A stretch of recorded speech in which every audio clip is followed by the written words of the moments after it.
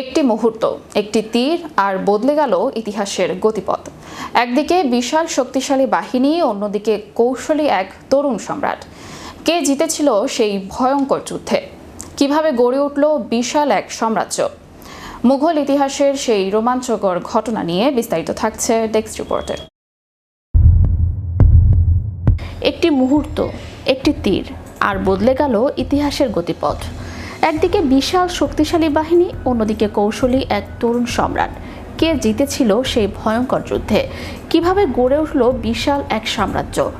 পানিপথের দ্বিতীয় যুদ্ধ প্রান্তর 1956 সাল। চারদিকে বারুদের গন্ধ আর রক্তাক্ত তলোয়ারের ঝনঝনানি।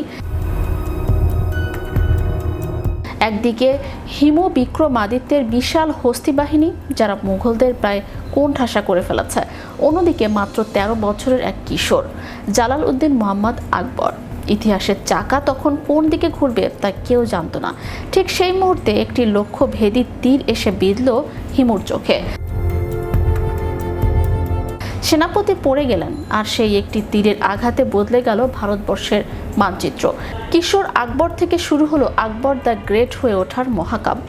হুমায়ুনের মৃত্যুর পর যখন আকবর সিংহাসনে বসেন, তখন মুঘল সাম্রাজ্য বলতে তেমন কিছুই অবশিষ্ট ছিল না। বৈরাম খাঁর অভিভাবকত্বের কিশোর আকবরকে শুরুতেই লড়তে হয়েছে ঘরের শত্রু এবং বাইরের প্রবল প্রতিপক্ষের বিরুদ্ধে। তবে আকবর কেবল তলোয়ারের জোরে নয়, বরং অসামান্য রণকৌশল আর রাজনৈতিক দূরদর্শিতা দিয়ে নিজের অবস্থান শক্ত করেন। তিনি বুঝেছিলেন কেবল যুদ্ধ করে এই বিশাল জনপদ শাসন করা সম্ভব নয়। তাই তিনি তলোয়ারের চেয়ে বন্ধুত্বের হাত বাড়িয়ে দেয়াকে বেশি গুরুত্ব দিলেন।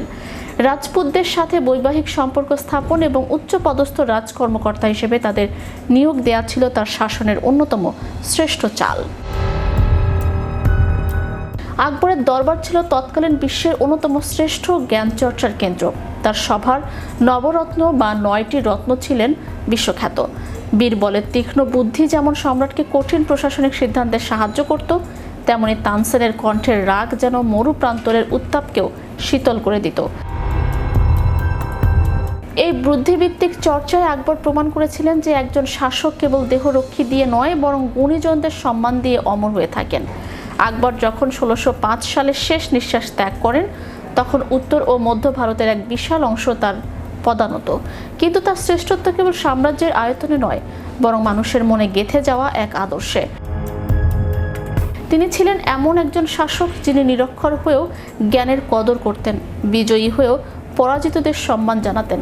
সেই পানিপথের প্রান্তরের একটি তীর যদি সেদিন লক্ষ্যভ্রষ্ট হতো, তবে হয়তো আজকের ভারত বা বাংলাদেশ কোনোটির ইতিহাসই এমন হতো না। আকবর কেবল একজন সম্রাট ছিলেন না, তিনি ছিলেন সময়ের স্রষ্টা। আজও যখন আমরা লাল কেল্লা বা ফতেপুর সক্রিয় দেয়ালে হাত রাখি, তখন প্রতিধ্বনিত হয় সেই সাহসী কণ্ঠস্বর, যে রাজা বদলে দিল ইতিহাস।